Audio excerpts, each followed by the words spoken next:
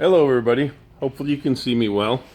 Greg and I have just started to do a little bit of work on the Mustang, and I've been watching a lot of other people's videos on how to do things, and I never see, sometimes it's hard to find things that are specific to exactly what you're trying to do, so I thought I might make a video of my own so that other people can see you know, the things that I'm doing and the way I'm doing it, and maybe it'll help them as well. So anyway, here's the 68 Mustang. We actually just took out the rear windshield there and replaced the weather stripping gasket around it, whatever you want to call it, because it was basically just rotted and cracked so badly. It had no pliability whatsoever. I don't think it had ever been replaced the entire time. It certainly hadn't been replaced the entire time I've had the Mustang. I don't think it had ever been replaced, period. So we had to replace that in order. We're going to put a new headliner in there, and we're going to use a replacement. It's not an original type. It has to have a pliable gasket in there, or you can't replace it properly.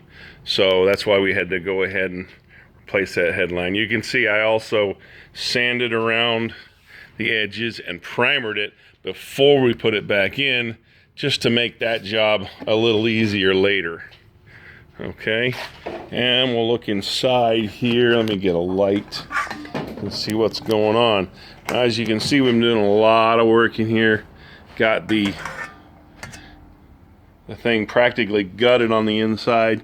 You can see the new gasket around the rear shield there, and quite a bit of surface rust there. We'll take care of most of that before we put the headliner back in.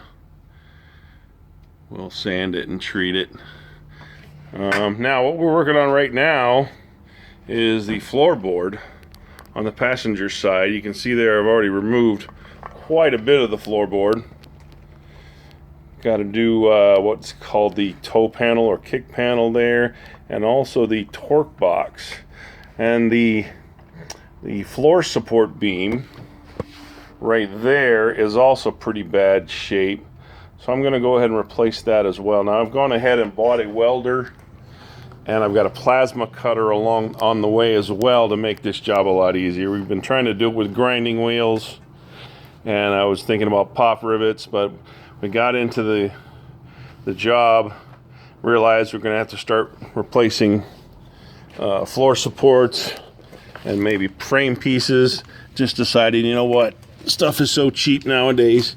Go ahead and buy a welder for I think I got it for $100, and it won't do heavy duty welding, but it's more than sufficient for what I need. So now here you can see this is the floor support. This is, well, was the torque box. You can see it's in pretty bad shape.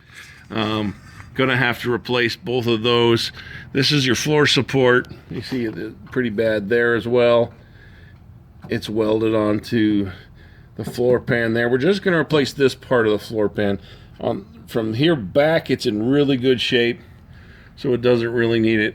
I'll clean it up and sand it up really well, and then treat it with primer and undercoating to make sure it doesn't get any worse. So anyway, once again, you can see this floor support just totally rusted through.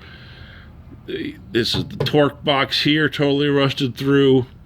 This is going to be a job, but now that we've got the space here in the warehouse, and well, like I said, so cheap to buy a welder and a plasma cutter. For the two of them, I think it was about $300. Bought them on eBay. It's not going to be that bad. So anyway, that's what we're working on right now. You can see how we went ahead and took the front fender off. That's going to give us much better access to these parts. These parts, this is part of the torque box here, this whole thing here, except for that. Probably just going to leave this here and cut along here